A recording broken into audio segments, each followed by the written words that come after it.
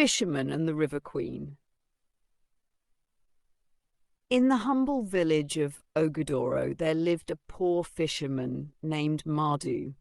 He was strong and hard-working, yet he was mocked and rejected by many, especially the maidens of the village. No one wanted a man with nothing but a leaky boat and empty nets. They laughed at his sun-darkened skin, his rough hands, and the hunger in his eyes. But Mardu remained hopeful, casting his nets every day into the great river Oj, praying for a change. One fateful afternoon, Mardu went out as usual. The sky was clear and his debts heavy on his heart. He had borrowed all he could, and if today brought no catch, he feared he would lose even his boat. He cast his net. Moments passed. No movement. Then suddenly, tug! A strong pull, relief filled his chest, but as he tried to reel it in, he realized something was wrong. The net wouldn't budge. He pulled, he cursed, he cried. Still, the net clung tight to something deep below. Desperate, he tied the rope to his boat, stripped off his shirt, and dived into the deep waters of River Oj. He swam down, following the rope. The river darkened, and then to his shock, he saw that his net was caught on a structure, a rooftop, buried under the river. He reached to free it, but the moment he touched it, the ground beneath him gave way. Mutt fell, not into water, but onto solid ground. He looked around in disbelief. He was no longer in the river, but in another world beneath it. A glowing palace stood before him. Fish swam through the air like birds, and pearls lit up the streets.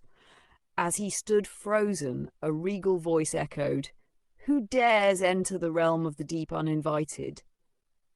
Before him stood a woman more majestic than anything Mardu had seen. Her skin shimmered like water under moonlight, her hair floated like waves, and her eyes burned like fire. She was the River Queen, the Mother of Waters. Mardu trembled. "I am a fisherman. I cast my net, and it got stuck. I followed it, and now I'm here." The Queen turned to the sea children behind her. "Who among you went above to play in the world of men?" One young fish being stepped forward, ashamed. "For your disobedience," the Queen declared, "you shall lose your gift of shape-shifting and become nothing but a fish forever." She pointed at the being, who immediately transformed into a giant fish, helpless and flailing, the one stuck in Mardu's net. Then the Queen turned to Mardu. "Your heart is clean, your suffering is known. You may leave, but hear me. Never speak of what you have seen. The day you do, you will surely die.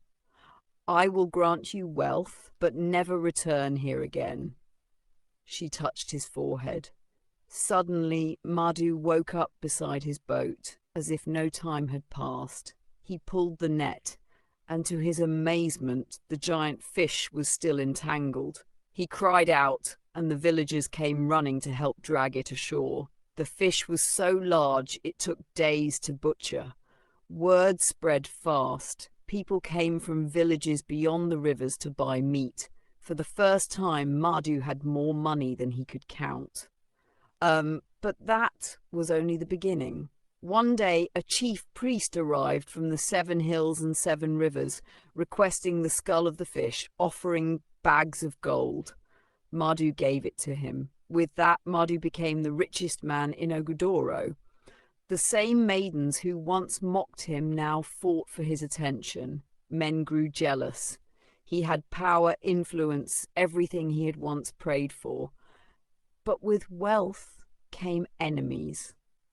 Some jealous men conspired with one of the village beauties. She seduced Mardu and lured him into a scandal. His name was dragged in mud. They demanded answers and threatened his life. The village council, in anger, demanded, "Tell us the secret of your wealth or be banished."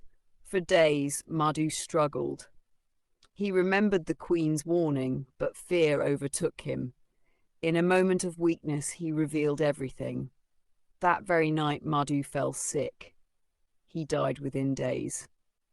Those who heard the story laughed and told others, and they too died. One after the other, a curse had been loosed. For generations, the tale of Madhu could only be whispered. But when the message of Jesus Christ reached the land, the power of the curse was broken. Now the story is told freely, not to chase wealth, but to remind all that some doors must remain closed, and that true salvation lies not in riches beneath the river, but in the power of the name above all names.